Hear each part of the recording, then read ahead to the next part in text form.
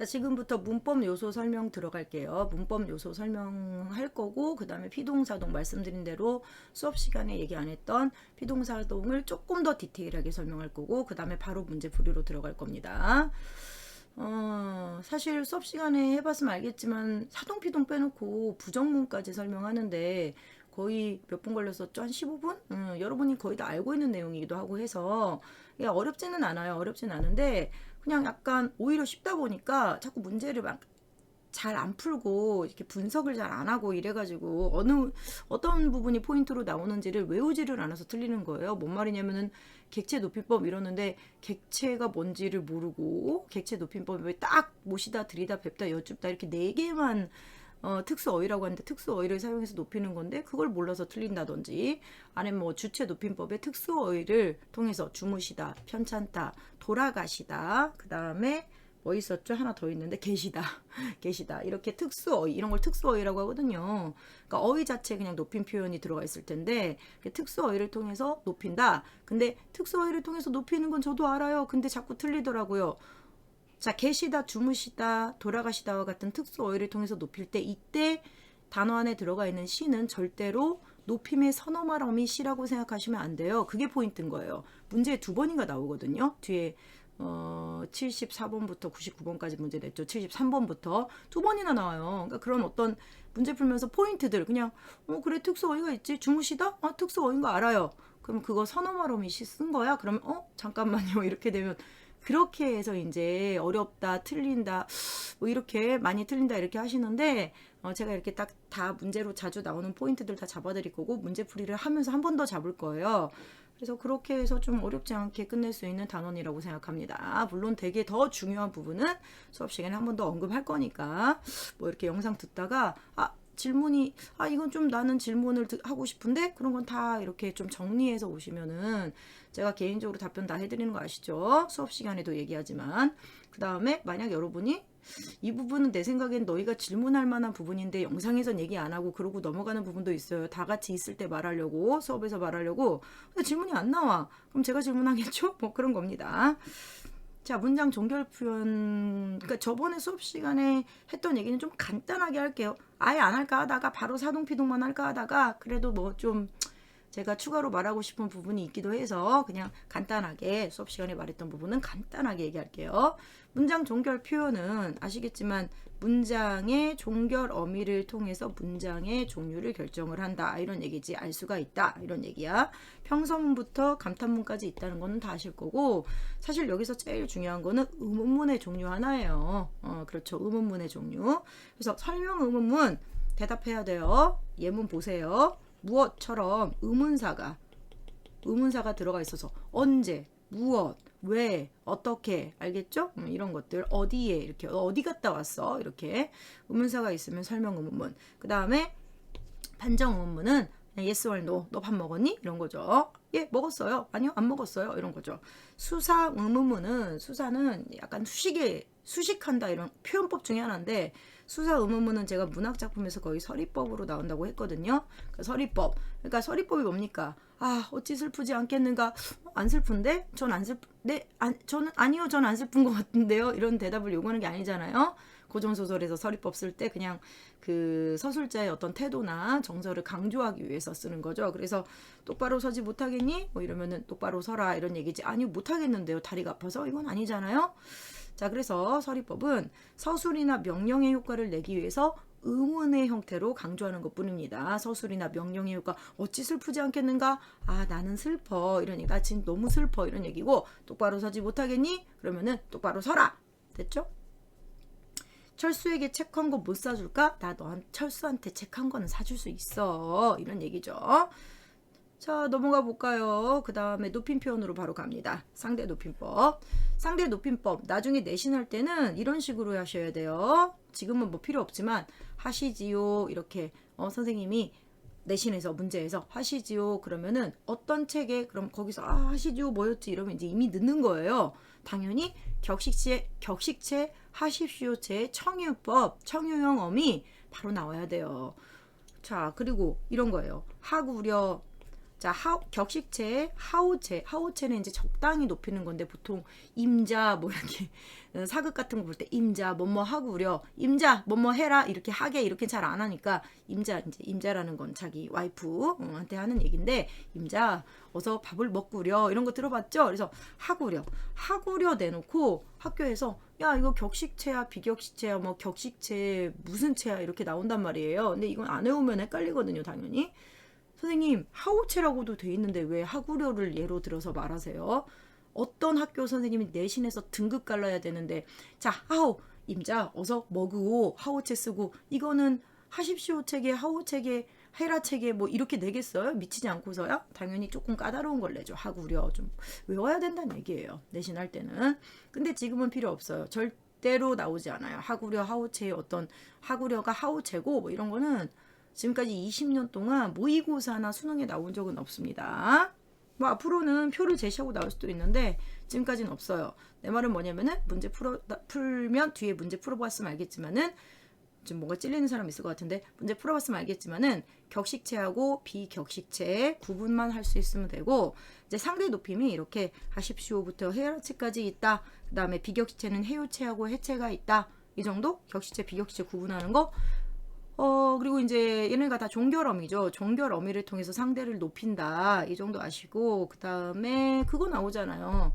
친구가 이제 나랑 친구인데 내가 학생회장이면은 회의와 같은 공식적 자리에서는 야, 네가 발표해 이렇게 못하잖아. 발표해 주시겠습니까? 발표하시겠습니까? 이렇게 발표해 주십시오. 이렇게 표현한다는 거죠. 공식적 자리에서는.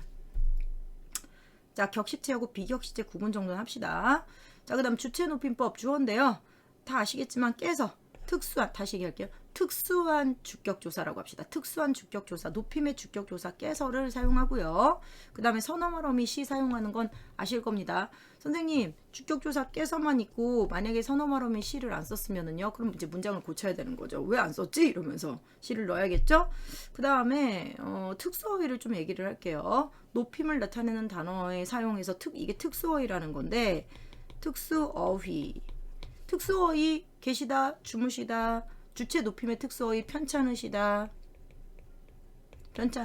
그 다음 돌아가시다. 선생님, 돌아가시다는 시를 통해 높인 거 아니에요?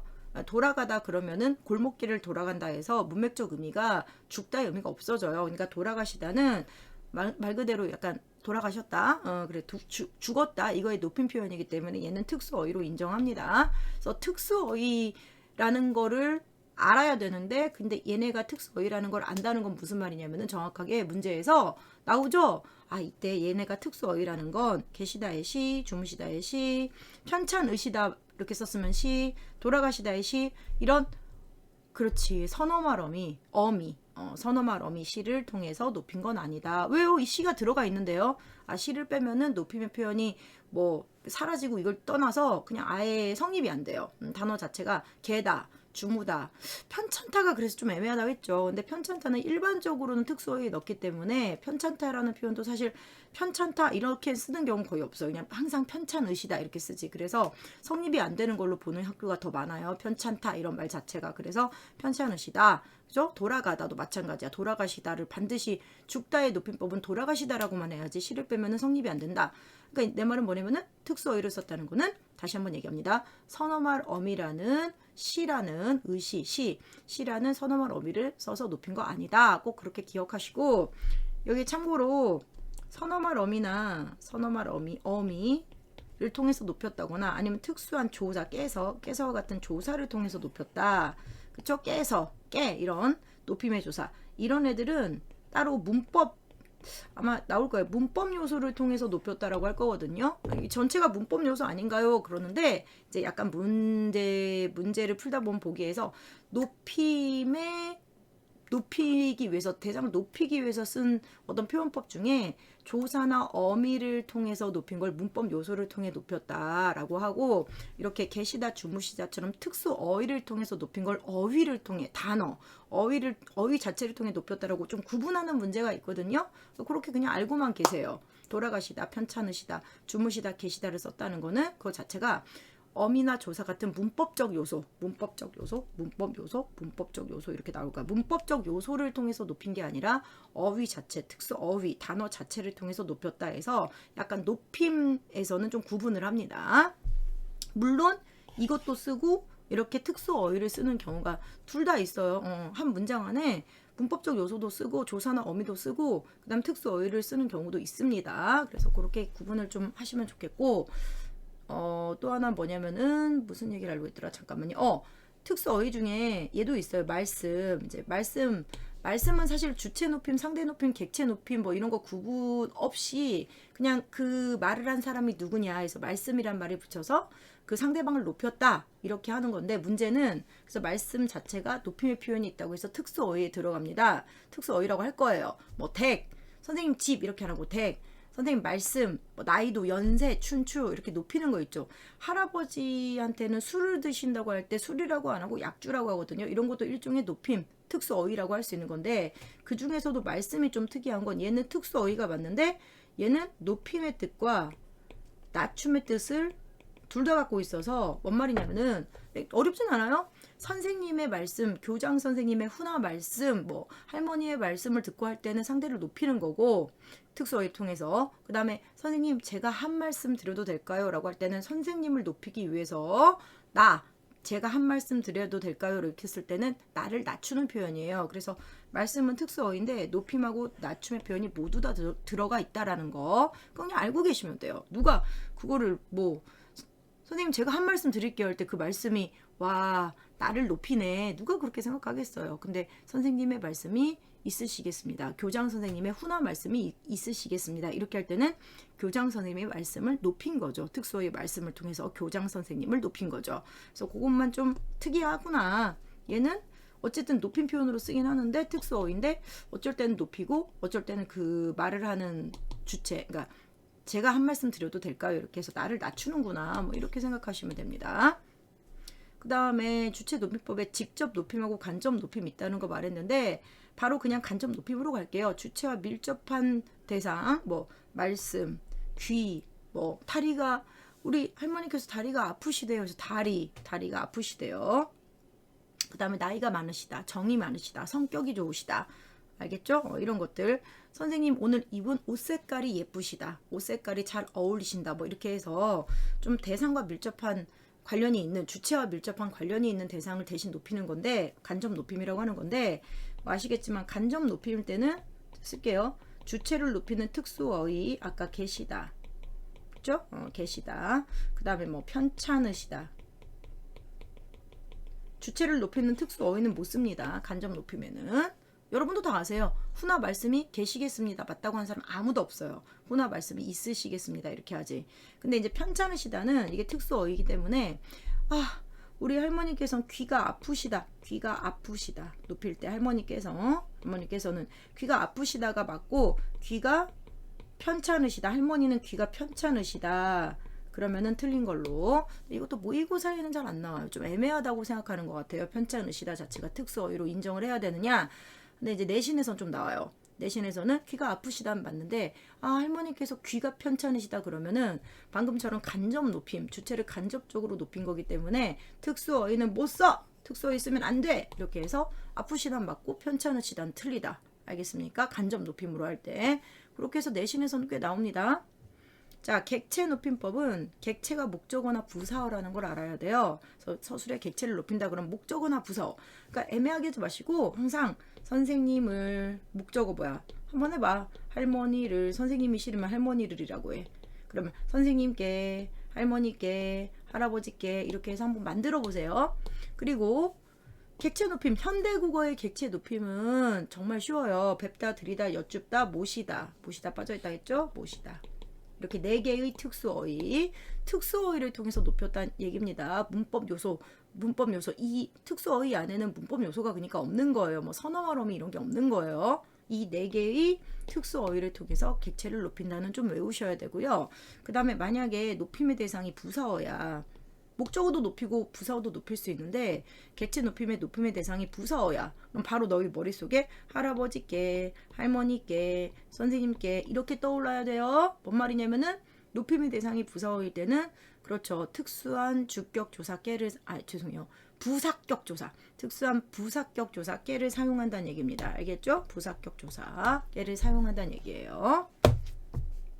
선생님 목적어는요? 목적어는 을을이 붙잖아요. 을을 붙이는데 우리나라의 목적어 특수한 뭐 높임의 뜻을 나타내는 목적격 조사는 없어요. 그러니까 객체 높임에서 조사를 사용해서 높인다 그러면은 부사어일 때만입니다. 부사어일 때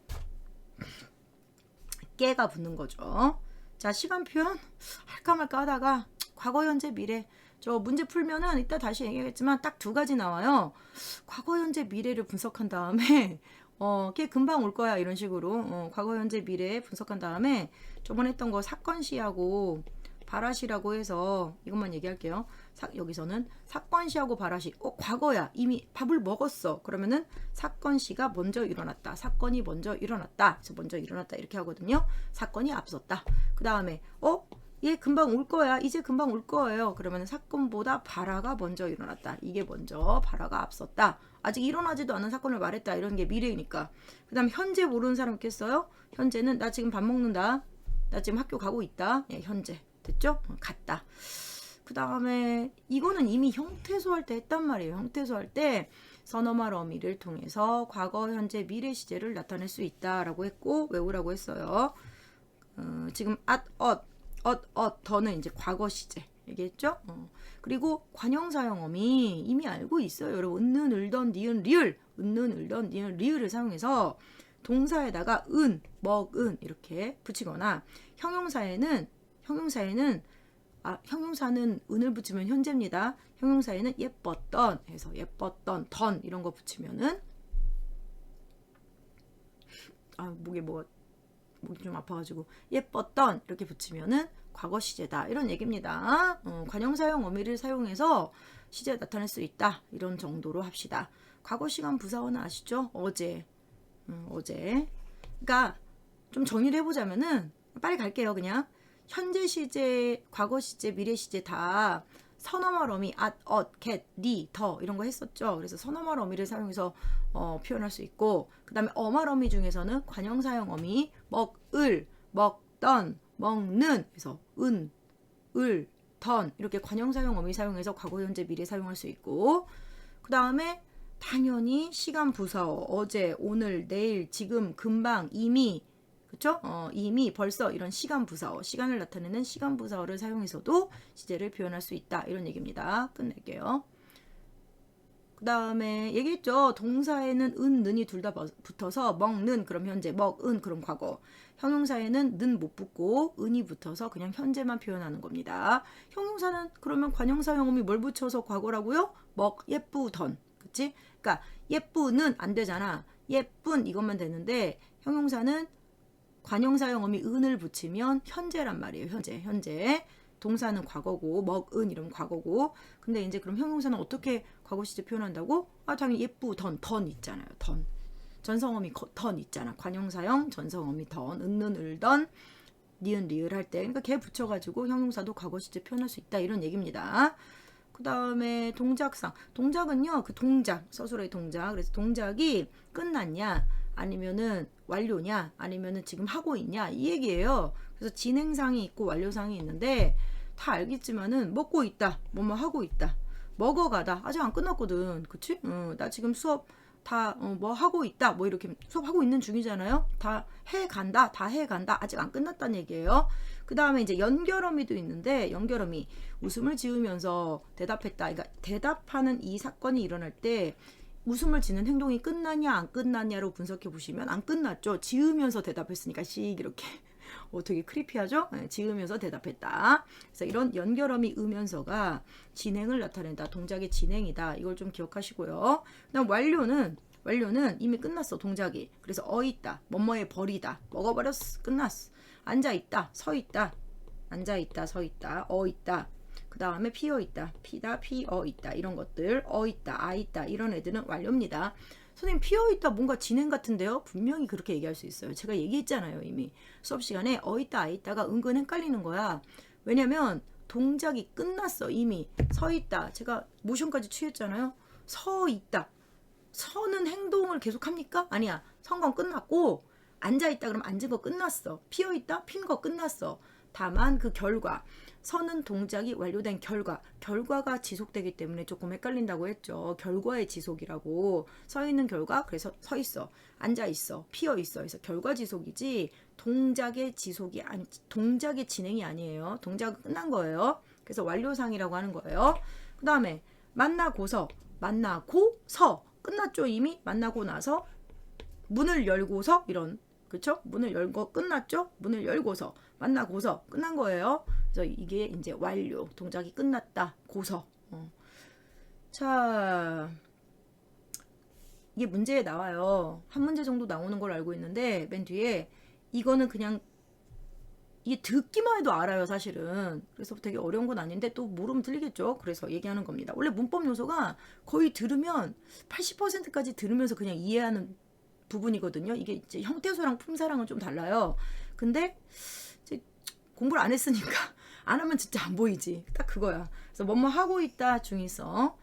뭐 그래 선생님 아까 뭐뭐 하고 있다, 뭐 입고 있다, 먹고 있다, 뭐 이렇게 해서 고 있다, 공부하고 있다, 수업하고 있다, 다 진행 아닙니까? 진행인데 이렇게 신고 있다, 특별한 몇 개의 단어, 보통 이렇게 몸에 뭔가 탈부착하는, 탈부착이라고 해야 되나, 이렇게 쓰고 벗고 안경 쓰고 그 다음에 뭐 신고 벗고 뭐 넥타이 매고 약간 의복과 관련해서 신발 같은, 그래서 뭔가 몸에 이렇게 붙였다 떼고 이런 단어들에 한해서 말이죠. 이게 중의성이 있어요. 그러니까 들어보시면 신고 있다, 입고 있다, 쓰고 있다, 벗고 있다, 매고 있다, 이게 대표적으로 되게 많이 나오는 뭐뭐 하고 있다의 중의성인데, 아시겠지만 신고 있다 머릿속에 떠올려 보세요.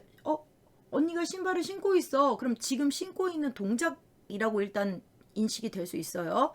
근데 쟤 지금 내가 사준 신발 신고 있네? 그러면은 동작은 끝났고, 동작이 끝났고 완료고, 동작이 완료되고 그 신은 상태가 진행되고 있는 결과의 진행, 상태의 진행으로도 해석이 되거든요. 동작 끝났고 신고 있네, 이렇게 잘 신고 있네, 이렇게 입고 있다도 옷을 입고 있다 뭐 이러면은 교복을 입고 있다 해서 지금 막 나가려고 교복 입고 있는 동작의 진행도 되는데, 야 지금 만난 거야, 친구를. 너 교복 입고 있네? 근데 걔가 막 교복을 밖에서 입고 있어. 그럼 너무 이상하잖아. 변태야? 그러니까 이렇게 이제 해석이 될 수가 있어요. 중의성이. 그래서 약간 입고 벗고 쓰고 이런 애들이 좀 그런데, 이것만 알면 돼요. 중의성이 있구나. 그럼 이제 수정을 어떻게 하느냐. 원래 중의성의 수정은요, 맥락을 분명하게 드러내는 쪽으로만 하면 돼요. 그래서 수정은 뭐뭐 하고 있는 중이다, 이렇게 진행. 알겠습니까? 뭐뭐 하고 있는 중이다, 뭐뭐 하고 있다를 뭐뭐 하고 있는 중이다 해서 진행의 의미를 확실하게 해주든지, 아니면 아예 완료를 확실하게 해줘. 그냥 입었다, 벗었다, 매었다, 쓰고 있다는 썼다, 쓰었다, 썼다, 그 다음에 신었다, 이런 식으로 완료로 확실하게. 아니면 이제 교복을 입은 채였다, 안경을 쓴 채였다, 안경을 벗은 채였다, 넥타이를 맨 채였다, 이렇게 해서 약간 그런 상태였다. 그래서 이게 상태의 진행이야. 동작은 완료됐고 상태가 진행되는 거를 확실하게 보여주는 쪽으로 수정하면 됩니다. 애매하게 수정하면 안 돼요. 뭐뭐 하고 있는 중이다, 아니 뭐뭐 했다, 이렇게 뭐뭐 한 채였다. 잠깐 제가 스탑하는 이유는 이 설명이 이해될 때까지 이렇게 누르시고 이렇게 한번 생각해 보시고, 이렇게 고치는 게 중요하거든요. 이건 수능에도 한번 나왔어요. 고치는 거. 잘 고쳤니? 뭐 이런 식으로. 자, 피곤하네요. 제가 좀 피곤해, 아시죠? 네, 좀 피곤해가지고요. 그 다음에 드디어 오늘의 하이라이트인데, 피동, 사동 할게요. 근데 들어보면 또 이것도 참 피동. 당하는 거죠, 주어가. 근데 그냥 당하는 거 이렇게 생각하면 문제 풀리는 거 하나도 없을 거예요. 사동도 마찬가지야. 그냥 시키는 거 그러면은 피동보다는 그나마 나을 텐데, 뭐뭐 하게 시키다, 이렇게. 근데 좀 그거 갖고 문제 풀 수 없어요. 근데 그래봤자 여기 한쪽에 나와 있는 이 정도만 숙지하면은, 제가 필기까지 좀 해놨는데, 필기는 아시죠? 약간 이렇게 스탑하고 필기를 좀 하시면서 듣는 게 좋아요. 그래서 필기는 봐야지, 수업할 때. 어렵지 않아요. 딱 이 정도 하면 돼요. 이 정도 하면 되고, 또 문제로 바로 적용을 해서 어떻게 푸는지 확인해 드릴 테니까요. 자, 피동 표현. 그러니까 이것부터 하셔야 돼요. 피동의 대비. 그러니까 피동은 어떤 문장을 피동 문장으로 만든 건가라고 한다면, 그러니까 대비적 개념 능동 피동 이렇게 능동문에서 피동문으로 사동은 주동문에서 사동문으로 이게 기본입니다. 피능 능동에서 피동 사동에서 주동 이렇게 주동에서 사동 주동문을 사동문으로 고치는 거죠. 능동문을 피동문으로 고치는 거고 예전에 제가 수업 시간에 애들한테 물어봤던 건데 이게 사실 원래 학생들이 질문을 한 거예요. 난 질문 받는 걸 그래서 좋아한다. 이거 좀 생각을 하는 거죠. 뭐지? 뭐 이렇게 이런 거 어떻게 해야 되지? 이렇게 생각을 하면 질문이 생겨요. 이런 누가 나한테 사자가 토끼를 잡아먹었다. 그냥 잡았다라고 할까? 아니 먹었다라고 할까 그냥? 먹었다. 이렇게 해놓고 선생님 그럼 이거는요 사자가 토끼를 먹었다는 능동이에요 주동이에요? 이렇게 물어보는 거예요. 능동이에요 주동이에요? 이렇게 물어봐서 내가 이야 생각을 많이 하는구나. 과연 이 친구가 또 문법을 나중에 잘하더라고요. 제가 1학년 때부터 가르쳐봤는데 이게 뭔지 아시겠어요? 능동인지 주동인지? 그래서 내가 그럼 능동일 것 같아 주동일 것 같으니까 얘가 머뭇 하는 거야. 그래서 넌 어떻게 생각해? 제가 왜 그러니까 걔 약간 표정이 내가 왜 물어봤겠어 모르니까. 근데 능동인 것도 같고 주동인 것도 같고 그러는 거예요. 맞죠. 그 말이 정확하죠. 이 상태만 갖고 이거를 능동이에요 주동이에요 이렇게 물어보면 제 입장에서는 둘 다 되라고 말할 수밖에 없어요. 둘 다 돼. 둘 다 될 가능성이 있어. 선생님 그러면 어떻게 문제를 풀어요? 이렇게 누가 내요? 만약 이렇게 낸다면 서술형으로 사자가 토끼를 먹었다는 능동일까 주동문일까 이렇게 낸다면 정말 딱 그 출제자 의도가 수능에선 그렇게 안 나오지만 야 이거는 때에 따라 능동문도 되고 주동문도 돼 이걸 알고 있는지 확인해 봐야지 본질적인 문제 개념 이해를 확인해 봐야지 이렇게 생각하고 낸 거예요. 뭔 말이냐면 얘를 능동문으로 하면 얘를 피동문으로 고칠 수 있다는 얘기잖아요. 능동문의 대비가 피동이니까 대조가 그러니까 내 말은 대비적 개념이 고치라고 할 때 그럼 주동문이라고 생각하면 얘는 사동문으로 고칠 수 있단 말이잖아요. 얘는 피동문도 되고 사동문으로 고칠 수도 있어요. 그래서 한번 해볼게요. 바로 그냥 이 경우는 봐봐. 사자가 토끼를 먹었다. 피동문은 토끼, 즉 피동문은 능동문의 목적어가 주어로 나와야 되는 거거든. 당하고 있는 애가 주어로 나와야 돼서 토끼가 사자에게 먹혔다. 안 쓸게. 먹혔다. 되잖아요. 이제 이 문장이랑 같이 얘를 같이 썼으면은 얘가 피동문이고 얘가 능동문이다 이렇게 하는 거고 사동문은 새로운 주어 필요하죠. 항상 사동문의 특징 주어 하나 넣어야 됩니다. 사육사가 비정하네. 사육사가 토끼한테는 좀 비정해. 사육사가 사자에게 주어가 부사어 사자에게 토끼를 목적어 그대로 먹였다. 이렇게 되면 사동문이 되는 건데 먹였다. 글씨가 먹였다. 이렇게 되면 사동문이 되죠. 그럼 이제 이 문장이랑 같이 나오면 얘는 주동문이 되는 거죠. 이렇게 그래서 두 문장 모두 가능하다. 두 개념 모두 가능하다. 능동문 되고 주동문도 된다 해서 예 그렇군요 하고 되게 만족스러워했던 그 학생 표정. 알게 되었어. 그런 게 참 강사로서는 뭔가를 이렇게 몰랐다가 알게 됐을 때 되게 기뻐하는 표정. 이런 게 되게 참 이 일을 계속하게 나한테는 원동력인데 좋았어요. 그때 되게. 여러분 보세요. 그래서 능동하고 피동이에요. 자 피동문은 굉장히 주어가 항상 당한다 이런 이상한 건 아닌데 그거는 그냥 약간 뭐라고 해야 될까 그냥 기본 전제 같은 거고 디테일하게 보시면 좀 외워야 되는 부분이 있어요. 물론 능동문의 목적어가 이렇게 피동문의 주어로 나오는 이유가 그 주어가 뭔가 당하는 걸 표현하기 때문이겠지만 그냥 애매하게 비동문은 뭘 당하는 거지 이러지 말고 원래 능동문의 목적어가 외우세요. 피동문의 가장 중요한 특징 능동문의 목적어가 이렇게 시작해야 돼. 그러니까 피동문이 뭐지? 그러면 그냥 주어가 당하는 거요. 그럼 못 푼다 했잖아. 피동문이 뭐지? 능동문의 목적어가 이렇게 시작하는 친구가 공부를 완벽이 있을까? 공부를 그래도 한 거예요. 그래서 능동문의 목적어를 피동문의 주어로 만든 겁니다. 그럼 거의 80% 아는 거야 얘가. 다시 피동문이 뭐지? 라고 했을 때 주어가 당하는 거요. 그러면 안 돼요.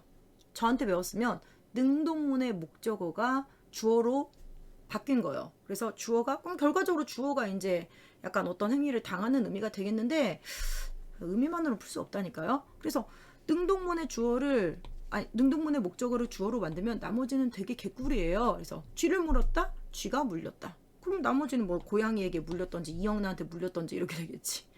그게 제일 중요합니다. 자, 여기부터 능동문의 목적어가 비동문의 주어가 된다. 여기부터 출발하세요. 그럼 자연스럽게 능동문의 주어는 비동문의 부사어가 되게 돼 있습니다. 그리고 이제 피동문 만들 때 서술어, 능동문의 서술어는 어떤 형태가 됩니까? 그래서 얘도 다 아는 건데 이미 접사 형식 형태에서 조사어미 접사할 때 했었어요. 이리기. 우구추는요, 그건 사동이에요. 이희리기 한 다음에 만약에 이제 명사에다가 되다, 명사에다 되다라는 말을 붙이면 옆에 써놨어요. 되다. 명사, 개선, 발견, 관찰 같은 명사에다가 되다라는 피동전미사 붙이면은 피동사 됩니다. 자, 그래서 이희리기, 능동사의 어간에 이희리기라는 피동전미사를 붙이거나 아니면 되다라는 피동전미사 붙이면 얘가 이제 피동사가 돼요. 동사인데 피동사, 피동사가 돼요. 옆에 보시면 뭐 보이다, 붙잡히다, 들리다 있죠? 보다, 보이다, 붙잡다, 붙잡히다, 듣다, 들리다 이렇게. 그 다음에 되다 하나만 좀 체크하고 개선되다, 발견되다, 관찰되다처럼 명사에 명사형 어근에 되다 접사 붙이면은 피동사가 됩니다. 자, 이런 걸 접사를 붙였다고 해서 파생 접사 붙여서 피동문 됐다고 해서 파생적 피동문이라고 하는데, 근데 문제에서는 계속 보기에서 얘는 이제 좀 접사를 붙이면 밑에 어지다 뭐뭐하게 되다 해서 용언 붙인 것보다 좀 짧다 이거야. 그치, 짧다 이거. 좀 짧지. 한 두어 글자 짧아. 그러니까 짧으니까 굳이 이거를 단형 짧다. 나 이 설명 진짜 싫어해. 두어 글자 짧다고 뭘 단형이네, 장형이네. 근데 뭐 개념이니까 듣고 넘기세요. 이렇게 해서 접사 붙이면 단형 짧다, 단형이라고, 단형 비동문이라고 한다 이거예요. 으이씨, 이런 거 좀 약간 짜증나. 난 파생적 피동문하고 통사적 피동문은 되게 마음에 들어 하거든요. 이 개념 자체를. 왜냐면 파생적 피동문은 파생 전미사 붙였으니까 파생이잖아. 통사는 보통 이렇게 보조 용언을 붙여서 서술어 하나를 더 붙이면 약간 문장 자체가 길어졌다고 해서 통사적 피동문이라고 하는데, 뭔가 보조 용언을 붙였으니까 통사다. 서술어 문장에서 제일 중요한 게 서술어거든. 그러니까 요 말은 명칭 자체가 굉장히 뭔가 본질을 보여주고 있어서 좋아하는데, 단형이네, 장형이네, 글자 차이 가지고 그냥 한번 좀 얘기해 봤어요. 근데 여러분은 외우시면 됩니다. 이미 듣자마자 알았겠지만. 자, 통사적 피동문은 어지다. 아시죠? 어지다. 그래. 믿어지지 않아. 잘 읽어지지 않아. 제가 읽혀지지 않아라고 안 했어요. 읽어지지 않아. 자꾸 이 문제가 풀어지지 않아. 물론 풀리지 않아 이렇게 하겠지만 풀어지지 않아, 믿어지지 않아, 뭐 이런 표현들 어지다. 그치? 그래서 아니면 뭐뭐하게 되다, 먹게 되다, 드러나게 되다, 그치? 이런 것들. 그래서 뭐뭐하게 되다. 보조 용언이에요. 얘는 접사 아닙니다. 보조 용언입니다. 보조 용언이에요. 이렇게 보조 용언, 피동의 의미를 갖는 보조 용언을 붙이면 잘 써지다. 어디 볼까? 쓰다, 쓰어지다 해서 의탈라. 드러나다 해서 드러나게 되다 해서 연결어미. 이때 개나 어가 연결어미라 이거야. 알겠지? 쓰어지다, 어지다, 뭐뭐하게 되다의 개, 어지다의 이런 거 연결어미란 얘기야. 그러니까 연결어미 뒤에 왔으니까 당연히 이때 지다나 되다가 보조 용언이란 뜻이에요. 그래서 보조 용언 붙여서 피동을 만드는 거를 글자 수 조금 길다고 해서 장형 피동이라고 한다까지 얘기했습니다. 아우 짜증나. 자, 그러면은 이제 정리를 한번 해보세요. 피동에서 제일 중요한 게 뭐라고요? 능동문의 목적어가 피동문의 주어가 된다. 그럼 나머지는 능동문의 주어는 부사어가 되게 돼 있고요. 그 다음 피동사로 만들거나 아니면 뭐 하게 되다, 어지다 붙여서 보조 용언 붙여가지고 피동문 만들면 됩니다. 형님 간단하잖아요. 여기서 중요한 게 하나 있는데 옆에를 잠깐 볼까요? 방금 얘기했던 건데 이중피동이라고 해서 피동의 표현을 피동 전미사 붙였으면은 피동의 보조 용언 쓰면 안 되고 보이시죠? 읽기 어지다 이렇게 해서 안 돼요. 피동 전미사 두 개 써도 안 되고 뭐 당연한 건데 이중 피동은 문법적으로 오류입니다. 그래서 이렇게 제가 고친 것처럼 이게 이중 피동이면 읽혀지다, 읽히다, 풀리다, 보이다, 들리다, 불리다, 불려지다, 불리어지다, 믿겨지다, 믿기어지다 해서 이렇게 그냥 접사 하나가 남는 형태로 고치거나 보조 용어만 남는 형태로 고치는데 보통 보조 용어 남기기보다는 전미사를 남기는 편이 더 편하게 쓰입니다. 그래서 이중 피동은 만약에 분석을 해봐서 피동의 의미를 갖는 접사나 보조 용언이 하나씩 2개 붙어 있다. 피동의 의미를 나타내는 접사와 보조 용언이 각각 하나씩 붙어서 결과적으로 2개가 붙었다. 표현 자체가 피동의 의미를 나타내는 표현이 그러면은 하나 줄이세요. 근데 이제 CF로 그때 수업 시간에 얘기했죠. 밝혀지다는 밝히어지다, 읽히어지다 뭔가 이중피동인가? 잘 보세요. 밝히다는 사실을 밝히다, 사실을 밝게 했다, 밝히다 해서 사동이에요. 사동사기 때문에 사동에 어지다 붙은 거는 이중피동 아니다라고 했습니다. 실제로 우리가 사실이 밝혀졌다라고 잘 쓰잖아. 알겠지? 잘 쓴다는 건 뭐야? 얘가 문법적으로 오류가 없다는 얘기야. 왜냐면 얘는 이중피동 아니니까. 사동을 피동화 시킨 거니까 이중피동 아니야. 자, 이제 사동 갑니다. 사동도 마찬가지. 누구한테 시키는 거죠. 그나마 사동은 약간 누구한테 시킨다라고 했을 때 피동보다는 조금 더 느낌이 오는 편이긴 한데, 근데 수업 시간에 제가 얘기했던 것 같은데, 야, 땀을 흘렸다, 피를 흘렸다, 땀을 흘렸다. 피동이야 뭐 사동이야 뭐 능동이야 주동이야 이렇게 물어보면은 대답 잘 못해요. 땀을 흘리다 한번 해보세요. 땀을 흘리다, 피를 흘렸다, 나는 땀을 흘렸다, 나는 눈물을 흘렸다. 뭐 사동이야 피동이야 아니면 아무것도 아니야. 대부분 아무것도 아닌 거 아니에요? 그냥 타동사 아니에요? 이렇게. 아니죠. 땀이 흐르다를 땀이 흐르다, 눈물이 흐르다, 피가 흐르다, 이거를 나는 땀을 흘렸다 라고 해서 사동문으로 만든 겁니다. 사동문으로 만든 건데, 근데 그거 와 사동문은 주어가 뭔가 다른 주어한테 시키는 거야 이런 식으로 하면은 되겠어요? 사동문인 거 알겠어요? 모르죠. 그러니까 얘도 마찬가지야. 주동문에 그러니까 일단은 사주 해서 사동문의 대비 주동문, 그러니까 주동문을 사동화시킬 때 어떻게 하느냐, 이걸 이제 생각을 해야 되는 건데, 얘는 사동 표현은 조금 복잡해요. 피동문보다. 뭐냐면 그것부터 기억합시다. 일단 이건 외우세요. 사동문에는 반드시 목적어가 필요하다. 이건 일단 외우시고, 사동문에는 반드시 목적어가 필요합니다. 반드시.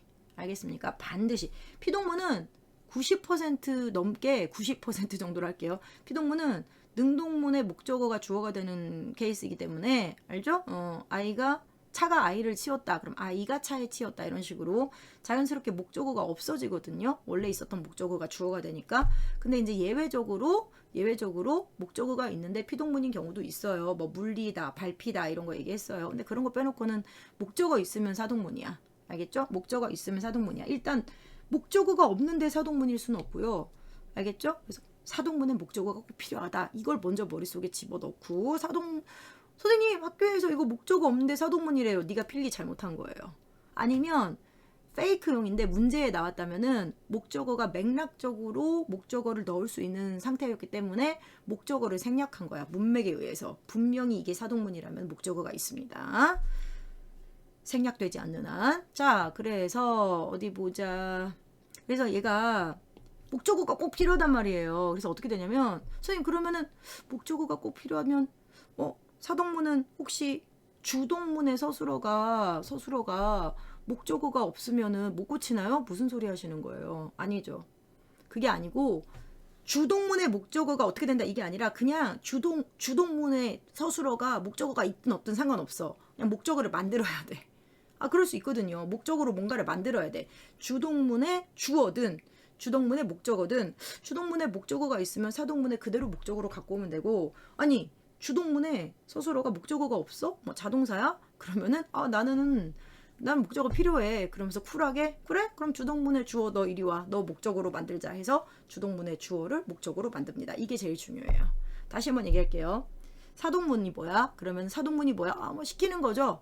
그것보다는 주동문의 서술어가 만약에 자동사일 때, 그럴 때는 주동문의 주어를 목적어로 만들고요. 그 다음에 주동문의 서술어가 목적어가 있어. 타동사야. 그러면은 목적어 그대로 그냥 목적어 쓰면 되는 겁니다. 이것부터 이제 떠올리셔야 돼요. 그 다음에 뭐 새로운 주어를 넣어서 원래 주동문의 주어한테 약간 시키는 구조로, 뭔가를 시키는 구조로 만들어진다. 이렇게 생각하면 좋죠.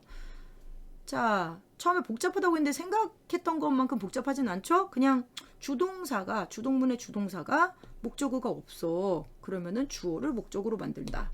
주동문의 타동사가 목적어가 있겠네. 그럼 목적어 그대로 내리고 새로운 주어만 넣으면 돼요. 사동문은 반드시 새로운 주어를 넣어서 만들어야 됩니다. 일단 시키는 사람을 하나 만들어야 돼요. 근데 어떤 주어를 넣죠? 맥락에 따라서 그건 여러분이 만들면 돼요. 그러니까 나는 밥을 먹었다. 자, 나는 밥을 먹었다. 주동문이야. 사동문으로 고쳐봐. 그러면 엄마가 나에게 밥을 먹였다. 이렇게 하면 된다고요. 근데 선생님이 나에게 밥을 먹였다 한다고 해서 틀리다고는 안 할 거예요. 길이 넓다. 자, 목적어 없죠? 그러면 어떻게 돼? 그렇지. 바로 주어를 목적어로 이렇게 주어를 목적 길을 새로운 주어 있죠? 주어가 목적어 됐죠? 그 다음에 서술어에다가 이리기 우구추 붙여서 사동사 만들었죠. 사실 얘는 사동사를 만드는 건 되게 쉬워. 그냥 제일 중요한 거는 주동문을 사동문 만들 때 만약에 목적어가 없으면 주어를 목적어로 한다. 이것만 하면은 나머지는 그냥 착착착 알아서 진행돼요. 길을 끝났네. 길이 넓다? 길을 어떻게 할 거야? 넓혔다. 이렇게 되니까. 주어는 아무거나 집어넣고 빨대게 사람들이. 자, 철수가 책을 읽는다는 목적어가 있잖아요. 이런 건 너네 기가 막히게 사동문으로 그냥 잘 고쳐요. 새로운 주어만 넣으면 되거든요. 선생님이 철수에게 책을 읽혔다. 그러니까 너네가 만약에 조금 까다롭다. 주동문을 사동문으로 고칠 때 좀 까다롭다. 그럼 아까도 말했지만 이 부분인 거예요. 주동문에 원래 그 주동문에 서술어가 목적어가 없을 때 형용사이거나 자동사일 때가 조금 까다로워 하시는데 이건 조금 이제 외우세요.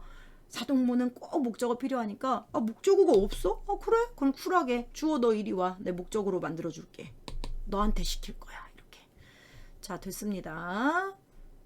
그리고 얘는 이중사동은 가능해요. 그래서 이건 이중사동은 가능하다 정도로 태우다, 재우다, 채우다, 세우다 이런 애들이 있는데 참고로 태우다는 타다에서 타이우다, 재우다는 자이우다, 채우다는 물을 채우다, 우다, 세우다는 서게 하다니까 서이우다인데 이런 건 다 이우가 붙은 이리기 우구추에서 이우가 붙은 이중사동이거든요. 근데 이중사동은 우리 지금 쓰잖아요. 문법적으로 오류가 아니란 얘기입니다. 전혀 오류가 아니에요. 문법적으로. 자, 그 다음에 어디 봅시다. 얘도 또 이렇게 내가 싫어하는 설명. 저는 파생적 사동문이란 얘기부터 하고 싶네요. 이리기 우구추 붙이고 그 다음에 시키다라는 전미사. 알겠지? 오염시키다 이렇게 되어 있네요. 오염시키다. 얘도 시키다가 보통 명사에다가 시키다, 오염시키다 이런 식으로 이렇게 나와요. 그래서 얘 접사입니다. 접사고 그래서 접사를 붙이면 사동사가 되고 이런 걸 단형사동문이라고도 한다고요. 짧아서. 난 파생적 사동문이란 말이 좋다니까. 뭐뭐 하게 하다. 얘는 이거 하나밖에 없어. 옷을 입게 했다. 뭐뭐 하게 했다. 그래서 이렇게 통사적 사동문, 보조 용언을 붙여서 사동문 만들었으니까 통사적 사동문인데 장형이라고 하기도 합니다. 좀 길게 썼다고. 그다음 중요한 건 뭐냐면 뭐뭐 하게 하다처럼 보조 용언을 붙이면 사동문이 간접사동이 돼요. 간접사동. 그러니까 뭔 말이냐면은 자, 옷을 막 하나하나 입히면서 자, 팔 좀 들어봐. 애기는 그렇게 해야 되잖아. 애기여서 엄마가 자, 우리 애기 팔 좀 들어봐. 아이고 머리 잘 나오네. 쏙 이러면서 자, 이렇게 하면은 직접사동이거든요. 직접사동. 근데 옷을 입게 했다 이러면은 보통 야, 이거 입어 하고 입게 시킨 거야. 그래서 간접사동. 그러니까 보조 용언 뭐뭐 하게 하다를 활용해서 사동문 만들면 직접사동으로는 해석 안 돼요. 무조건 100% 간접사동으로만 해석이 됩니다. 그래서 이거를 이제 이용해가지고 중의성을 설명할 수가 있는데 보통 아까 제가 먹이다 했었나요? 먹이다? 자, 먹이다. 여기 있네. 먹이다. 그러니까 이게 보통 접사를 붙여서 사동 접사 이리기 우구추에서 이제 이리기 붙여가지고 사동문 만들면 살짝 직접사동도 되고 간접사동도 되거든요. 야, 입 벌려. 숟가락 들어간다. 이렇게 하면 이제 누나가 직접 먹였잖아. 그래서 직접사동 가능. 그 다음에 간접사동도 가능해요. 그런데 이제 먹게 하는 것도 가능해. 그러니까 내 말은 먹였다 이렇게 했을 때 이렇게 입 벌려 이것도 되고 상 차려주고 먹어 이렇게 간접사동으로 해도 얘는 먹였다라고 표현할 수 있거든요. 그래서 이리기 우구추와 같은 접사를 붙여서 사동문을 만들면 중의성이 좀 생길 때가 있어요. 중의성. 간접사동이냐 직접사동이냐. 이게 잘 나오는 건 아닌데 알고는 계세요. 그래서 이런 중의성을 해소할 때 해결할 때 어떻게 해결하죠? 그러면은 무조건 간접사동으로만 해석되게. 뭐냐면은 방금 한 것처럼 먹게 했다. 누나가 동생이 죽을 먹게 했다. 그러면은 자기가 손수 입 벌려 숟가락 들어간다. 이렇게는 안 하는 거예요. 차려놓고 먹어. 이게 이제 먹게 했다야. 그래서 보조 용언 뭐뭐 하게 하다를 붙여가지고 문장을 바꾸면 중의성이 해소된다. 왜냐면 100% 간접사동으로만 해석되니까 그 정도로만 이해하고 넘어가시고요. 자, 다시 한번 얘기하지만은 사동사는 목적어가 꼭 필요하니까 새로운 주어 넣는다에만 너무 신경 쓰지 마시고, 새로운 주어 넣는 거 중요하죠. 무조건 새로운 주어 넣어야 돼. 주동문을 사동문으로 만들 때. 근데 만약에 주동문에 목적어가 없으면, 알겠죠? 서술어가, 주동문 서술어가 자동사 형용사라서 목적어가 없으면 주동문의 주어를, 그렇죠, 목적어로 바꾼다. 이걸 꼭 기억하세요. 땀이 흐르다. 나는 땀을 흘렸다. 피가 흐르다. 나는 피를 흘렸다. 이거 그러니까 사동문인 거예요. 눈물을 흘렸다. 눈물이 흐르다. 나는 눈물을 흘렸다. 뭔지 아시겠죠? 자, 부정 표현인데 부정 표현은 아니하다, 못하다, 뭐 이런 게 안 하다, 못하다 이런 얘기입니다. 안 하다, 하지 않다, 하지 못하다 이렇게 해서 안, 못 부정문. 글쎄요, 이거를 굳이 할까 하다가 부정 부사라는 게 더 중요해요. 짧은 부정문, 또 단형, 장형 제가 써놨는데 아시죠? 뭔지? 짧은 부정문은 부정 부사 안 하다, 못하다 이런 식인 거고, 하지 않다, 하지 못하다, 이거 내가 지워놨어야 되는데 좀 형태를 좀 애매하게 써놔가지고, 뭐뭐 하지 않다, 뭐뭐 하지 못하다 해서 보조 용언이라는 느낌을 좀 살렸어야 됐는데 수정을 못했네. 뭐뭐 하지 않다, 뭐뭐 하지 못하다 해서 보조 용언으로 부정문을 쓰면은 긴부정문이라고 하고, 뭐 이런 얘기입니다. 그러니까 안부정문, 못부정문도 아실 거예요. 못부정문은 보통 이런 거거든요. 능력부정, 외부 원인 때문에 뭘 못했다, 못 만났다, 숙제를 못했어요. 그 다음에 안부정문은 의지부정이거나 아니면 단순한 상태부정이 있거든요. 상태나 사실부정. 그래서 안 만났다 이렇게 되면은 약간 어떤 이유가 나오긴 해야 되는데, 나는 그를 안 만났다, 난 걔가 싫어서 안 만났어, 보통 이런 거거든요. 의지부정. 근데 비가 오지 않는다, 비가 오지 않았다 이렇게 되면은 이 방은 넓지 않다. 그럼 의지하고 상관없죠? 상태죠. 그래서 상태나 사실부정이 되는 겁니다. 이런 걸 단순부정이라고 해요.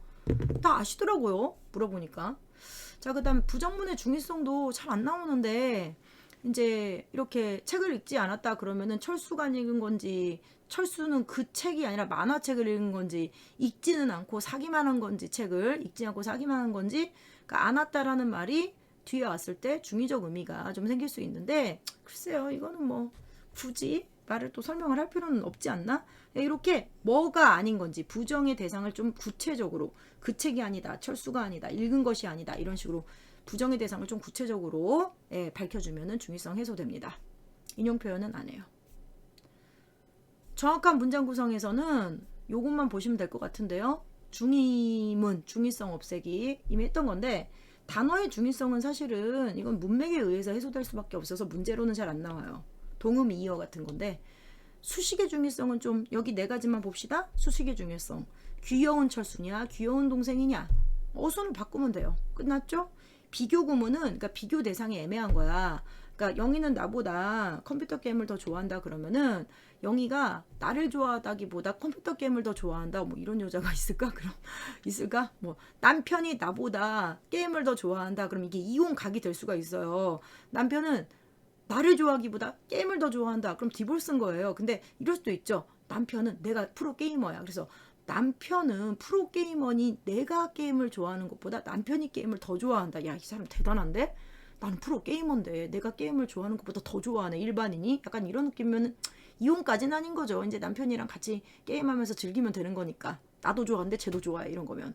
자, 그래서 비교 대상을 구분을 하는 건데, 영희는 나를 좋아하는 것보다 더 컴퓨터 게임을 좋아한다 그럼 이렇게 고치면 돼. 나를 좋아하는 것보다 컴퓨터 게임, 그럼 이제 비교 대상 되는 거야. 영희가 여자친구면 헤어져야 돼. 자, 그 다음에 아니면 내가 게임을 좋아하는 것보다 영희가 더 게임을 좋아하는데, 보통 이게 이제 남녀 관계라면은, 둘이 사귀는 사이라면은 남자친구들한테는 좀 컬처 쇼크죠, 그쵸? 나도 게임 좋아하는데, 야, 우리 여자친구 쩐다. 뭐 그런 거 있잖아. 나는 브론즈인데 내 여친은 막 실버? 나 잘 몰라서 그런 경우를 얘기하는 건데, 그래도 이거보단 이게 낫겠다. 어쨌든 이런 식으로 비교 대상을 확실하게 잡아주면 된다는 얘기입니다.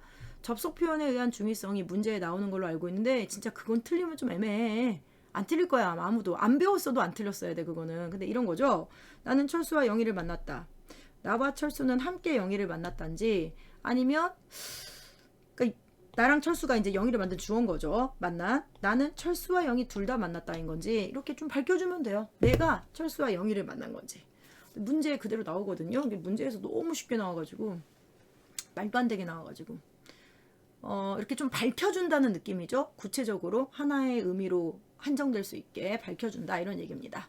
그다음 부정 표현에 의한 중의성 이것도 문제에 나와요 뒤에. 그래서 얘기하는 건데 다 오지 않았다. 그러면 아무도 안 온 건지 그냥 몇 명만 온 건지 좀 슬프네요. 그럼 이제 고칠 때 이렇게 할 수 있어요. 사람들이 다 오지는 않았다. 그럼 이때 이 부정하는 대상이 다 오지는 않았다. 그러니까 모두 다 오지는 않았다. 이렇게 되거든요. 일부만 왔다니까 잘 보세요. 보조사는 강조점을 여기다 두는 거야. 보조사는으로 중의성 해결합니다. 한 번 더 얘기할게요. 보조사는으로 중의성 해결합니다. 아니면 차라리 이렇게 아무도 오지 않았다라고 해서 주어 자체를 바꿔버리면 돼요. 아무도 오지 않았다. 슬퍼지네 점점. 그래서 이렇게 고칠 수 있다까지 얘기를 했고요. 자, 문제풀이 간단하게 할 건데 진짜 간단하게 할게요. 수업 시간에 또 얘기할 거고 어렵지 않아요. 일단 분석합니다. 이거 보면서 범서야 할아버지께 과일 좀 갖다 드려라. 보자마자 깨 드려라 해서 할아버지 객체를 높였다는 거. 부사격 조사. 높임의 부사격 조사. 부조라고만 할게요. 아버지네 벌써 상대 높임 썼겠네. 가겠습니다. 상대 높임이죠? 그 다음에 할머니는 모시러. 오케이. 할머니는 목적어예요. 제가 할머니를 모시러 가겠습니다인데 할머니는 하고 강조하려고 뺀 것 뿐이에요. 이거 주어라고 생각하지 마세요. 할머니를. 제가 할머니를 모시러 가겠습니다요. 원래는 강조하려고 이렇게 보조사 붙인 거야. 자, 모시다 객체. 특수. 모시다, 뵙다, 드리다, 여쭙다. 객체를 높이는 특수어휘 외워야 됩니다. 그래서 지금 상대 높임법하고 객체 높임법 쓰고 있고요. 어머니가 우리에 대한 걱정이 많으시다, 많으시어 해서 시. 어머니가 사실 어머니께서라고 하는 게 맞았겠지만 뭐 이 정도는 쓰니까 자식 입장에서 어쨌든 이건 뭡니까? 그렇죠. 어머니를 높이는 주체 높임 쓰고 있다. 이 정도 보시면 일단 답만 보시면 2번. 솔직히 말해서 격조사께 할아버지께라고 했는데 이거를 주체라고 하는 건 이건 사실 보기 안 봐도 맞춰요. 할아버지께 그랬는데 할아버지께 부사격 조사거든요. 높임에. 그러니까 부사어 높인 거죠. 객체죠. 그래서 이건 바로 나와야 됩니다. 이런 거는. 자, 그리고 아까 얘기했던 건데 어머니께서 걱정이 많으셔 그랬잖아. 어머니가 걱정이 많으셔. 그러니까 어머니의 걱정을 높였다고 보시면 됩니다. 어머니가 걱정이 많으셔라고 해서 어머니의 걱정을 높였으니까 간접 높임이다. 이 정도는 괜찮죠? 할아버지께서는 정이 많으시다. 할아버지께서 나이가 많으시다. 선생님 성격이 나쁘다. 뭐 이런 거. 선생님은 성격이 나쁘시다. 괜찮아. 성격이 좋으시다도 괜찮고 우리에 대한 걱정이 많으시다. 알겠죠? 팔이 아프시다. 할아버지는 팔이 아프시다. 선생님 편찮으시다라고 해야 되는 거 아니에요? 간접 높임일 때는 편찮다 특수어휘 못 씁니다. 자, 74번. 아버지니까 높여줘야 돼. 상대 높임으로 이렇게 상대 높임으로 요 썼고 시 주체 높임. 그러니까 주체 상대 둘 다 아버지라서 높였어. 할머니께서 주체죠? 아버지께 객체죠? 하셨어요. 라고 해서 이게 아직은 상대가 아버지니까 아버지 상대 높임 했고 그 다음에 할머니께서 주체 높임 했고 그 다음에 아버지께라고 해서 자기 입장에선 아버지는 객체인데 객체도 높였죠? 그쵸? 깨라는 특수한 부사격 조사 통해서 높였습니다. 됐죠? 그 다음에 아버지께 드릴 말씀도 있고 해서는 누가 봐도 깨 드리다 해서 특수어휘도 쓰고 객체를 높이는 부사격 조사 깨도 쓴 거예요. 동시에 요라는 상대 높임에 종결 어미도 썼고요. 됐죠? 상대 높임 아버지니까. 그 다음에 여기서 이제 제가 약간 색깔을 바꿔놨는데 말씀은 특수어휘야. 그래서 아버지께 드릴 말씀에서 내가 말씀드린다 해서 나를 낮춰서 상대방인 아버지를 높인 거예요. 다시 시 문제에서 물어보진 않았는데 말씀은 나를 낮춰서 상대방 말을 듣는 상대방인 아버지를 높인 겁니다. D. 아직 안 주무세요. 누가? 할머니께서 안 주무세요. 할머니를 주무시다라는 표현으로 주체를 높였고 요는 역시 아버지가 상대방이니까 아버지를 높인 거예요. 그리고 주무시다는 특수어휘란 말이죠. 주무시다 특수어휘. 자, 2. 어머니께서 주체 높임. 할머니를 모시고 객체 나가셨어요는 나가시었어요라고 늘려준 다음에 나가시다 해서 나가시었어요. 나가시다. 시는 어머니 높임 주체 높임이고 요는 아버지 높임 상대 높임이다. 잠깐만 너네 지금 말 듣고 그냥 정신없이 듣고 있을 것 같아서 한 번 더 해보자. 지우고 난 다음에 당금한 거 한번 같이 해보세요. 자, 안 주무세요. 내가 왜 끊었냐면은 이때 주무시다는 할머니를 주체로 높인 거고, 할머니가 주무시다. 요는 아버지 상대 높임이고, 그 다음 방금 어머니께서 주체 높임, 그 다음에 할머니를 모시고 해서 모시고는 객체 할머니를 높인 거야. 객체 높임, 주체 높임. 나가셨어요는 어떻게 한다고? 나가시었어요인데 시다는 엄마, 어머니 주체 높임이고 엄마 높인 거고, 요는 아버지 높임 상대 높임인 거고. 자, 그래서 방금 이의 문장은 이렇게, 방금 어머니께서 할머니 모시고 나가셨어요. 얘는 주체 높임, 객체 높임, 상대 높임을 모두 썼다는 거예요. 나는 그래서 5번 선지가 마음에 들어. 맞는 말인데 모두 썼는데, 주체는 어머니, 객체는 할머니, 상대 높임은 이 말을 계속 주고받고 있는 아버지. 이걸 분석을 완벽하게 했는지 봐라잉. 사실 높임 표현에서 나온 문제 중에 74번 문제 할 수 있으면 거의 다 이제 이해한 걸로 저는 봅니다. 자, 75번은 안 해요. 너무 쉬워서. 너무 쉬운 건 제가 안 할 거예요. 마찬가지야. 76번. 간단히 보자. 자, 어머니께서 주체, 할머니를 모시고 객체, 공원에 가시었다 해서 시, 어머니를 높인 거죠. 의시, 깨서와 시로 어머니를 높였고, 그 다음에 모시다라고 해서 객체인 할머니를 높였어요. 특수어휘 있죠. 객체 높임이니까. 이거 의외로 내가 한번 확인해 볼 건데, 문제 풀어온 사람들은 이 2번이라고 한 사람들이 있었어. 2번이라고. 그래서 왜 2번이라고 했을까? 지금 이게 몇 학년 문제였지? 1학년 문제인데, 뭐 1학년이니까 그럴 수는 있다. 근데 잘 모르겠네. 1학년 문제였는데 여기를 2번을 맞고 3번을 안 본 거야. 그래서 왜 얘를 맞다고 했을까?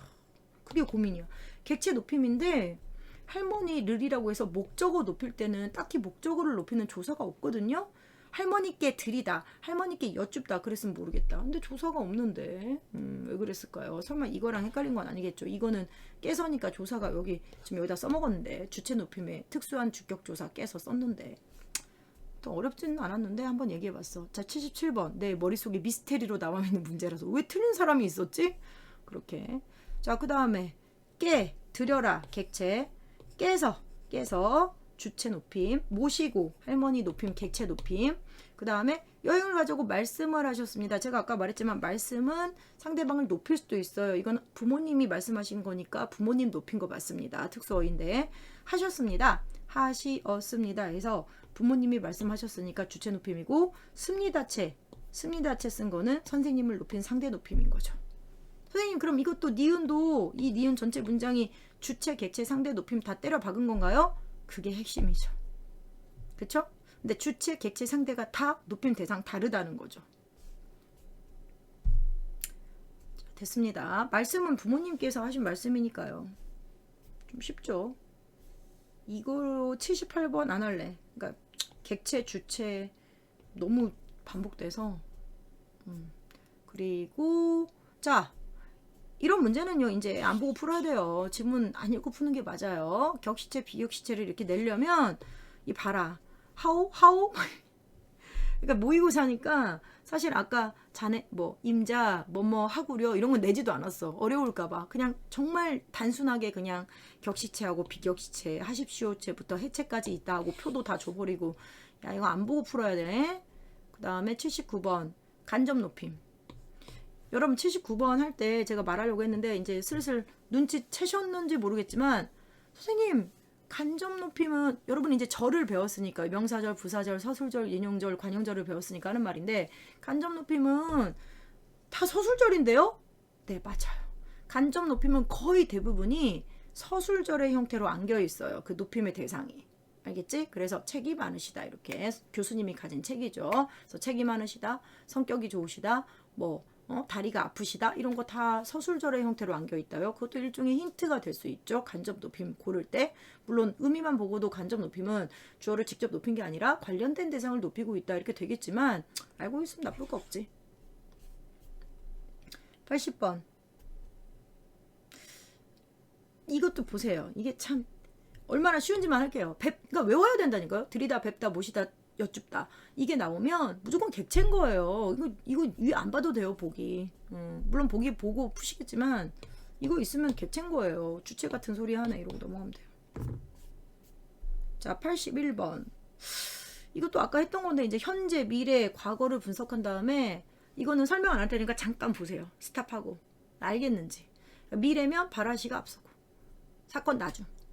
과거면 사건이 먼저고 뭐 이런 건데 그 다음에 이제 시간부사. 시간부사. 곧, 내일 이런 게 시간을 나타내는 부사. 그 다음 관형사형음이 활용한 거. 아까 얘기했죠? 입을 만든. 이래서 만드는 이제 만들다 해서 만드는데 앞말에 리을이 오면은 은에 니은만 남거든요. 그리고 리을은 니은이 오면 탈락합니다. 이제 리을 탈락 기억하시죠? 용언에 활용해서 만들다 만든.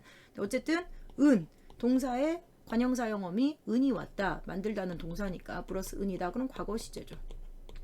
자, 그래서 입을 만드네 니은 이게 관형사형 어미를 활용한 시간 표현이다. 미래하고 과거네요.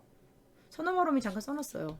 혹시 5번에서 선어말어미 이거 선어말어미 지금 5번이 뭔 말인지 모르겠다 이러면 다시 제발 제가 드린 영상 꼭 다시 보시면서 조사, 어미, 접사 다시 외우셔야 돼요. 이거 분석 안 되면 안 돼요. 이런 식으로 나온단 말이에요. 문법 요소는 사실 문장 다음인데 한참 뒤인데 문법 책에 바로 안 나오고 이렇게 뒤쪽에 나오는 건데 오히려 앞쪽에 있는 형태소가 중요한 거야. 그거를 계속 끌어다 갖다 써. 이 개념을. 그러니까 이런 거 이제 모르면 안 돼. 선어말 어미. 시제 표현의 선어말 어미. 현재, 과거, 미래. 자, 그 다음에 이건 안 합니다. 아까 얘기했죠? 중의성 해소. 자, 83번 중의성 해소예요. 간단합니다. 친구가 모두 오지 않았다. 오지는 않았다. 모두 오지는 않았다. 이렇게 하던지 아무도 안 왔다. 이렇게 하던지. 그 다음 울면서 떠나는 할 때 그가 온 건지 그녀가 울면서 떠난 건지 모르니까 어순 바꿔. 그가 떠나는 그녀를 울면서 안아주었다. 이렇게 어순 바꾸면 돼. 사랑스러운도 어순 바꾸면 돼. 나는 그녀의 사랑스러운 강아지를 보았다. 물론 어떤 학생이 물어봐서 얘기하는 건데 학교에서 배웠나 봐. 쉼표로 해도 돼. 이렇게 한번 끊어줘도 돼. 울면서 끊고 사랑스러운 끊으면 뒤에 있는 그녀. 그 다음에 사랑스러운 그 뒤에 있는 그녀란다. 미안해. 울면서 안아주었다. 이게 뒤에 있는 걸 꾸며주게 되고 사랑스러운 하고 끊으면 강아지 꾸며주게 되어 있는데 여기는 안 나오니까 쉼표로 끊어줘도 중의성이 해소되기도 합니다. 근데 잘 안 나와요. 그거는 너무 쉬워서. 어순을 바꾸는 거. 어순 바꾸는 걸로 해소한다가 더 중요합니다. 그 다음에 4번. 보조사 는을 사용하는 방법은 기억밖에 없다 했잖아요. 니은은 어순 바꿔야 된다니까. 5번이 맞잖아. 그니까. 어순 바꾸는 거. 자, 여기부터 이제 사동 피동인데 배운 거에 비하면은 고1 고2 문제라서 굉장히 쉽게 나오는 편이에요. 한 문제 빼놓고 84번 피동 당하거나 영향을 받는다. 이건 됐고. 자, 피동 표현 이일이기 혹은 사실은 뭐도 있다고요? 이일이기에 플러스 되다 전미사도 있는데 뭐 그냥 그러고 넘어갑시다. 문제에선 안 나왔으니까. 문제에 집중하면 되니까. 아지다 어지다에서 보조 용언을 붙인 통사적 피동도 있다. 근데 여기서는 장형 피동이라고 하네. 됐어. 이중 피동은 잘못된 표현이다. 너무 쉬운 거예요. 분석해 보시고요. 제가 이렇게 스탑하고 분석해 보세요. 그럴 때는 필기 한번 해보는 거예요. 자기도 이렇게 했는지. 참고로 디귿이 세워졌다는 절대로 이중 피동 아닙니다. 얘는 조금 복잡한데 문제였다. 그래서 나오진 않은 거야. 조금 복잡하다고 생각한 거야. 고1이나 고2한테 이걸 물어보기엔 좀 복잡하니까 물어보진 않겠어요.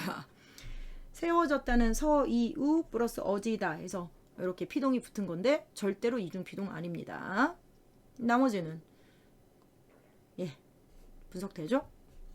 그래서 4번이 답인데 잠깐만 4번은 그리다의 리가 접사라고 생각했으면 뭐랑 똑같냐면 뒤에 한 번 더 나오는데 당기다, 버리다, 가리다 얘네 기나 리가 접사예요? 그럼 접사 빼고 원래 형태 능동문 형태로 바꿀 수 있습니까? 예를 들어서 그리다에 그다가 있어요? 리 빼고 당기다에 당다, 버리다에 버다, 가리다에 가다 그 가다 아니에요. 가리다는. 그래서 안 되죠. 이거는 접사가 아니라 이 단어들은 그리다, 당기다, 버리다, 가리다는 원래부터 그 형태인 거예요. 어간의 형태. 접사가 아닙니다. 접사가 붙은 게 아니에요. 너무 쉽게 나왔죠. 자, 85번. 이것도 제가 이제 그 얘기를 좀 해보자면은 목적어가 있으면은 보통은 사동문이에요. 사동문. 이게 피동이야, 사동이야. 접사가 붙었는데 이리가 똑같아서 헷갈려. 그럴 때는 제일 쉬운 방법은 목적어가 있네. 사동일 가능성이 크겠다. 목적어가 없는데 피동일 가능성이 크겠다. 이렇게 생각하는 게 좀 직관적으로도 좀 쉽고 빠르게 풀 수 있는 방법인데 한 10% 예외가 있으니까 일단 여기까지만 얘기합니다. 자, 풀렸다. 목적어 없죠? 그의 글은 읽혔다. 잔디가 깎였다. 이용되었다. 목적어 없죠. 3번만 목적어가 있어요. 3번만.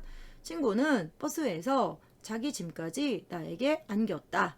부담하게 했다. 안겼다. 들고 가게 했다. 이런 얘기인데 당연히 자기 짐까지가 목적어예요. 알겠죠? 자기 짐을이니까 원래. 목적어에 이제 목적격 조사 말고 보조사 붙인 것 뿐입니다.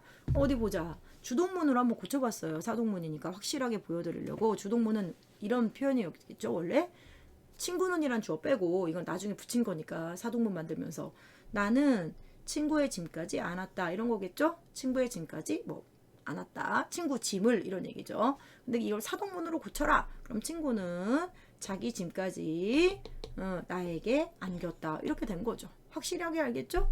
내 말은 친구 짐까지의 친구 짐은 자기 짐은 친구의 짐이죠. 같은 말이야. 자기 짐은 목적어란 얘기입니다. 사동이에요. 얘는.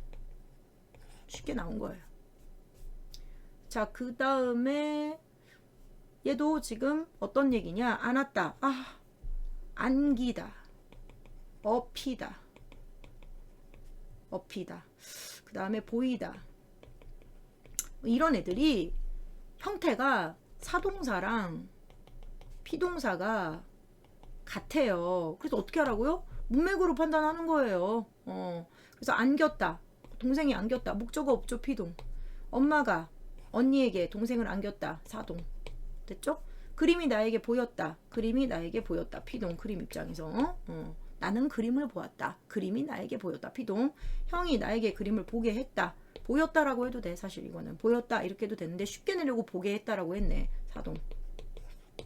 자, 피동사동 구분되죠? 그리고 참 이게 2번이 능동문의 목적어는 원래 피동문에서 목적어가 아니라 주어가 됩니다. 사동문의 목적어가 피동문에서도 목적어 되는 거예요. 그러니까 이건 개념이에요. 위에 보고 풀어도 되는데 2번 보자마자 뭐? 능동문의 목적어가 피동문에서 목적어 된다고? 이런 건 거의 없어요. 거의. 주어죠. 능동문의 목적어는 피동문의 주어고 능동문의 목적어는 그러니까 주동문의 목적 만약 이걸 굳히자면 주동문의 목적어는 사동문에서는 그대로 목적어 사동문의 목적어다 뭐 이런 얘기인데 이런 거 갖고 헷갈리면 안 돼요.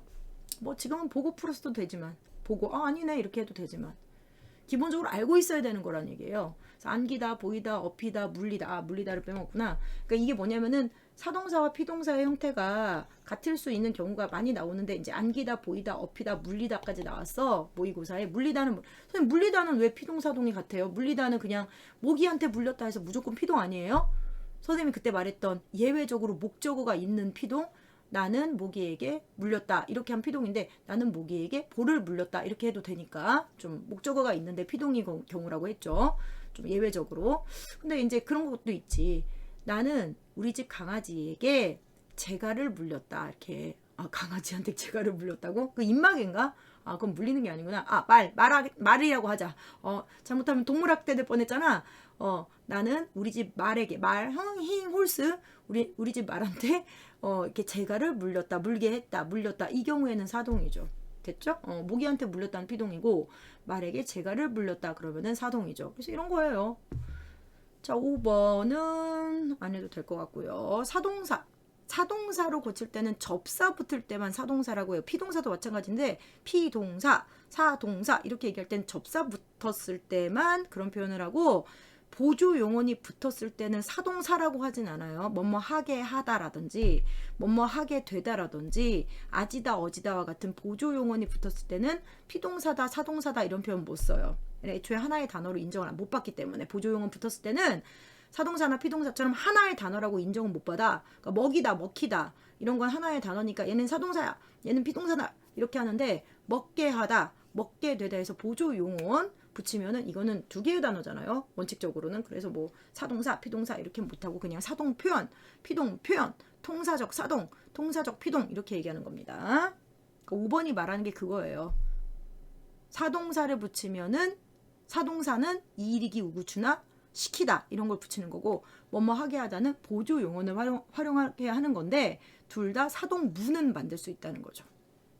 그러니까 구분을 한 거야. 일부러 이렇게 구분한 거야. 이렇게 구분해서 이걸 붙이면 사동사라고 하면 안 돼 이런 거지. 접사 붙인 것만 사동사야. 자, 87번. 이거를 틀리진 않을 것 같지만 그래도 자, 주동문을 사동문으로 고칠 때 봐보세요. 주동문이 서술어가 자동사고 목적어가 없으면 어떻게 한다고? 잠깐 생각해봐. 목적어 없으면 사동문 고칠 때 사동문은 반드시 목적어 필요하니까 주어를 목적어로 바꿔라. 주어를. 새로운 주어는 항상 필요합니다. 사동문에서는. 내가 철수를 주어가 목적어가 됐다. 이게 중요한 거예요. 가게 했다. 됐죠? 가다에는 이리기 우구추 못 붙이니까. 그 다음 동생이 밥을 먹었다? 야, 목적어 있네. 목적어 바로 목적어 그대로 되는 거야. 누나가 동생에게 밥을 먹이다. 이런 거 잘하더라고요. 그리고 이제 이게 이렇게 디귿이 좀 핵심인데 모든 사동문이 주동문으로 바뀌어지는 건 아니에요. 예외적으로 이제 안 바뀌어. 그러니까 이거는 외워야 됩니까? 외울 수가 없어. 저도 외우지 못하고요. 그냥 그런 애들이 있지. 사동문 중에 주동문으로 바꾸면 좀 의미가 좀 이상해지는 애들이 있어. 그래서 못 바꾸는 경우도 있다. 이 정도만 알고 있으면 돼요. 한국 사람이면. 짐이 옮다 너무 이상하잖아. 짐이 어떻게 옮을 거야 혼자. 안 되지? 근데 봐봐. 똑같은 옮다지만 얘는 돼요. 그가 병을 옮겼다. 근데 이거를 사동문으로. 잠깐만. 병이 옮다. 죄송해요. 말이 씹혔어. 순서를 제가 원래는 이렇게 썼어야 됐는데 병이 옮다라는 주동문은 그가 병을 옮겼다라고 해서 사동문으로 고칠 수 있잖아. 그러니까 그 말은 뭐냐면 똑같은 옮다지만 그가 병을 옮겼다라는 사동문은 다시 병이 옮다라는 주동문으로 바꿀 수도 있죠. 그러니까 얘는 똑같이 옮다지만 문맥적 의미가 달라서 그래요. 병이 옮다 이건 약간 전염되다 이런 건데 이삿짐을 옮겼다라는 그 옮다가 문맥적 의미가 다르거든요. 그래서 문맥적 의미가 다르기 때문에 이 경우에는 사동문이 주동문을 사동문으로 바꿀 수 있는 경우인데 이제 디귿은 그게 아니라는 거야. 이 정도만 알고 있으면 돼. 한국 사람이면 그 정도면 돼. 알겠지? 선생님 자꾸 저보고 한국 사람 아니라고 하는 것 같은데요. 선생님이 그렇게 말할 때마다 한국 사람이라면 이 정도만 하면 문제 맞출 수 있어. 이런 말 들을 때마다 자기는 한국 사람 마치 아닌 것 같다고 말하는 친구가 있어서 제가 이 정도는 할 수 있어요. 솔직히. 만약 그렇게 느꼈다면 미안해요. 쿨하게 얘기할게요. 미안해요. 근데 그긴 그래요. 솔직히. 그 정도 알면 돼.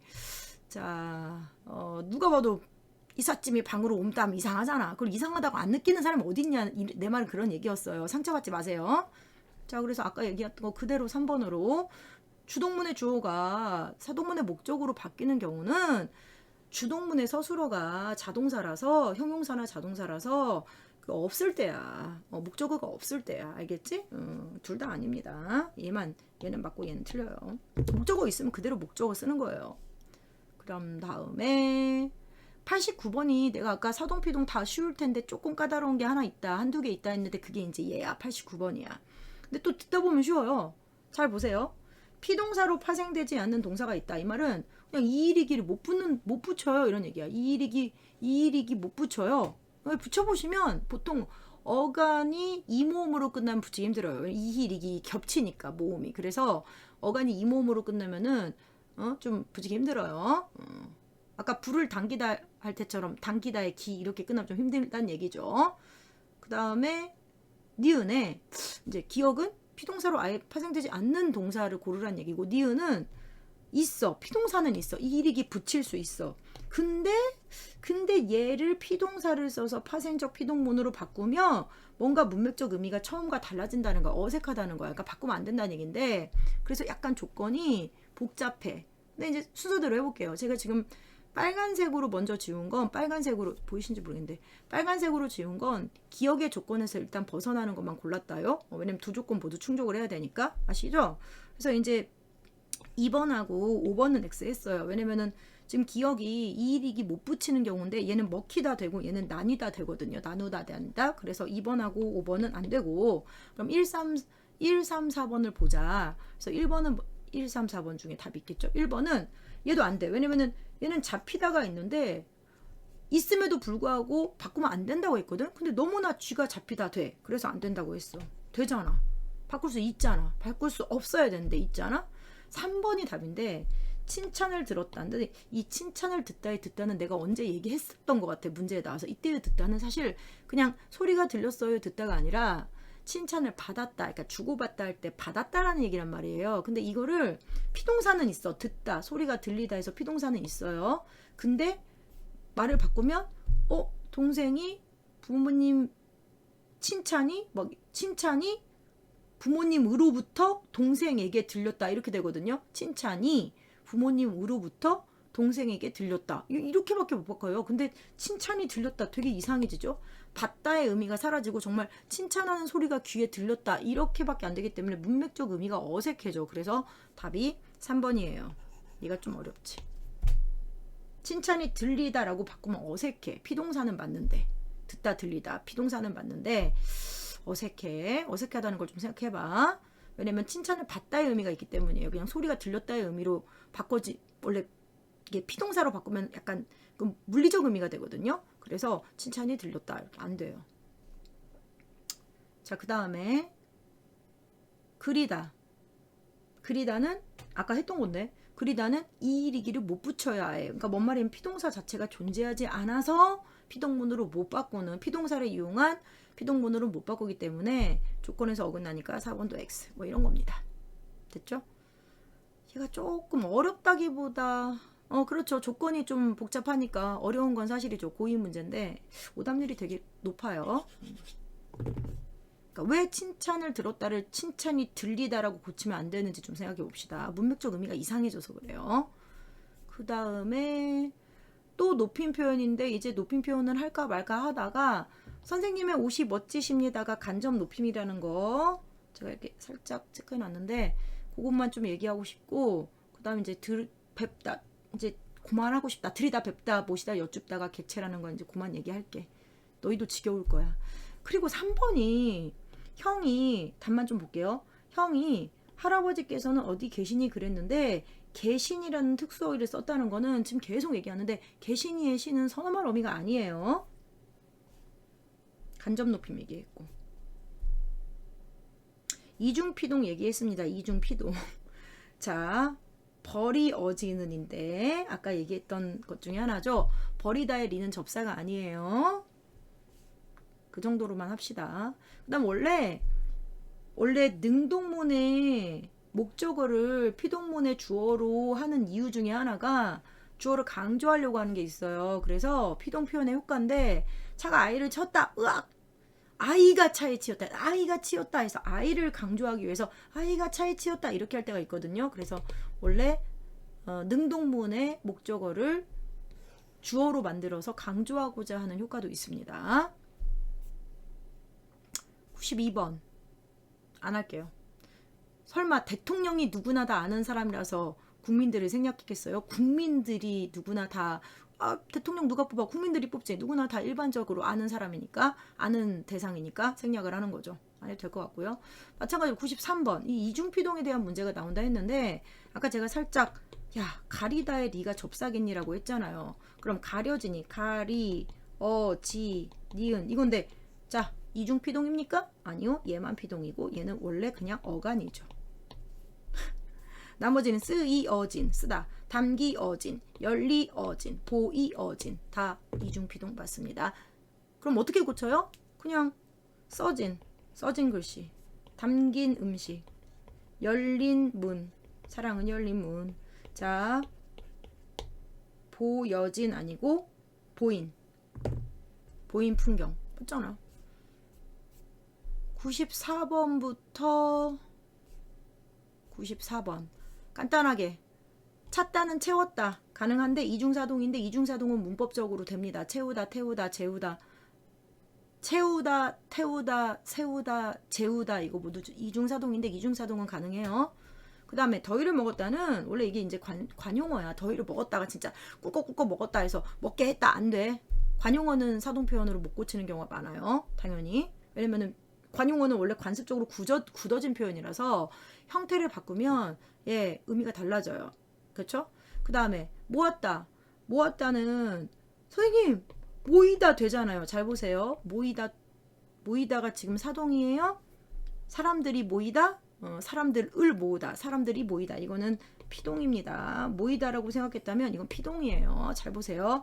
사동이 이일이기 우구추를 못 붙이는 사동이라서 모으게 하다밖에 안 돼요. 통사적 사동밖에 안 됩니다. 그러니까 자꾸 해봐야 되는 거예요. 듣고 나면 아무것도 아닌데 모으게 하다 그치?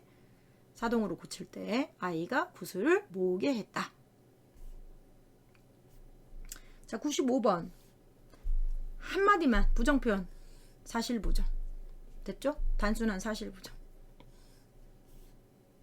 기억과 니은이 모두 적용됐다고 했으니까 길게 표현하는 뭐뭐하지 않다, 뭐뭐하지 못하다인데 사실부정은 비가 내리지 않았다. 혹시 잘 모르겠으면 제가 이렇게 써놨으니까 아이고 뭐 잘못 썼네. 이거 상태부정 잘못 썼어. 이게 좀 애매하긴 한데 보통은 그냥 여러분은 교과서에서 못부정문 그러면은 능력부정이라고 하니까 그냥 능력부정이라고 할게요.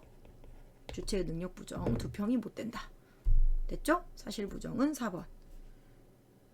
숙제를 한다면 놀이터에 나가지 않아서 의지부정이죠. 96번.